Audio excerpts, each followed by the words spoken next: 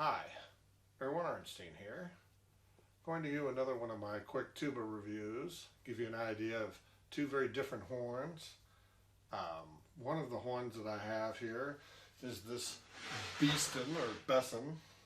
It's a compensating three-valve tuba. For those of you who are not familiar with a compensating system, many tubas don't play, or many brass instruments for that matter, don't play that well in tune using the third valve combinations. The Besson tuba is designed with a compensating system that you see often on compensating euphoniums. And what it does is every combination using the third valve adds extra tubing in to correct the tuning problems that you get from those combinations of playing C, D flat, B natural, those few notes. And with it, you don't really need a fourth valve, to be quite honest. The instrument plays very well in tune, and in fact, I would think it was one of the best playing tubas as far as tuning goes that I've ever played. It's very heavy. The brass in it is very thick. It's a very well-made horn, but because of that, it's really hard to fix the thing, and that's why you have, for example, the din here, whatever the previous owner did to it. It looks like there was a ball thing here that was cut off and removed, and so I think they had purposely cut the ball off and smash the thing flat so the tuba would be shorter and easier to play. And it is kind of a tall horn. Now, I use a tuba rest stand for many of my instruments, and I never did that before. I started doing that about 4 or 5 years ago.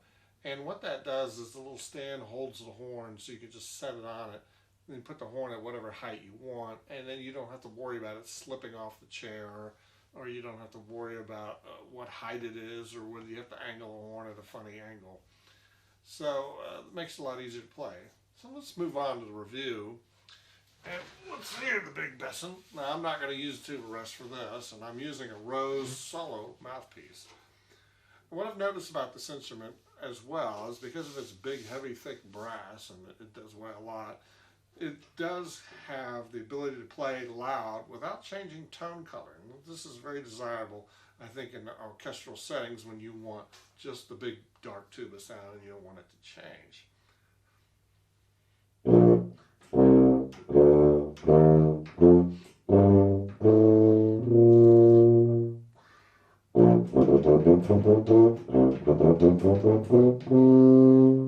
So this C scale is very in tune. Listen to this.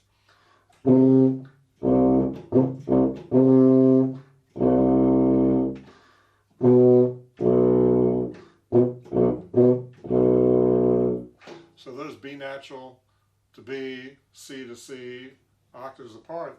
Usually those notes aren't that much in tune, but with this horn they really are. So why don't we hear a little solo on it and see how it sounds.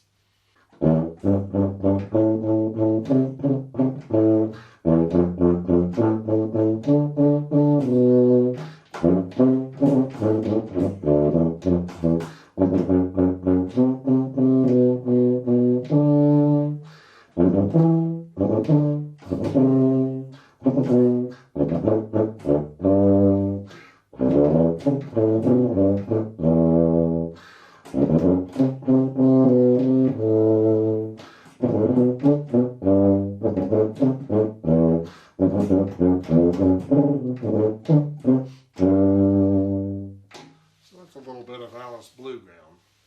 Now the comparison horn that I like to use is one of my favorite instruments to play. It's a 1916 York & Sons 3-valve upright tuba, but it's not compensating. It's much smaller, it's a much tighter wrap, and it's much lighter. It does not have the heavy brass that the big Besson uses. So let's hear what it sounds like using the same Rose orchestra mouthpiece.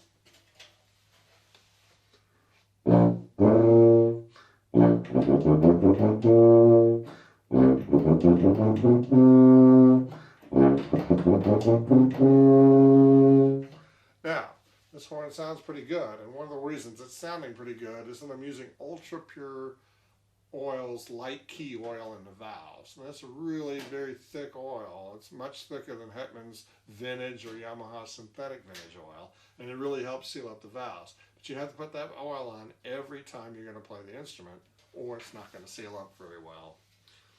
So,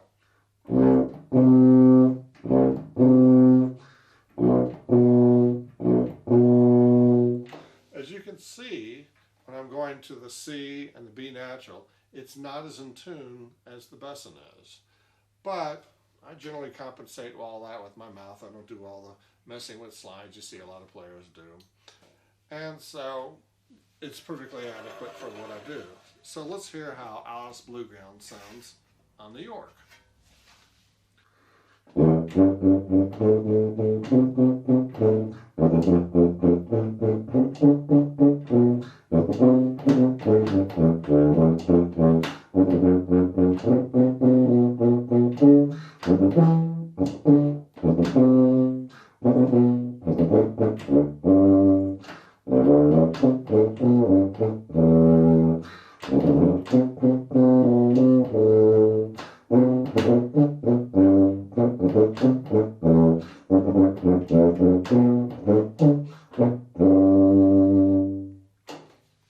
There's the York, and one more time with the Besson.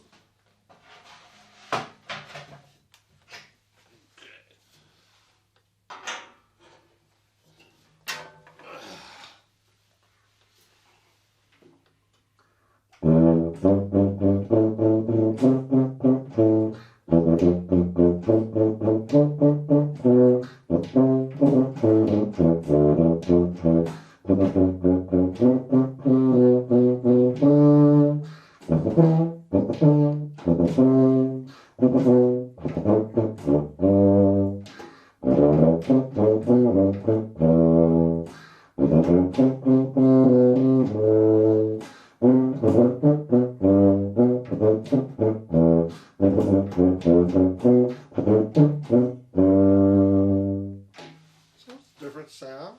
It's a little, maybe a little brighter than New York. New York's a little bigger bore, but it certainly has a very nice sound and it's very much in tune. So I hope you enjoyed the demo, and I hope you got an idea of the difference between a compensating tuba. And this one was, of course, made in 1977, so it's a lot newer than New York. York was already 61 years old by that time. And the classic American 3-valve upright action tuba. Thanks. Take care.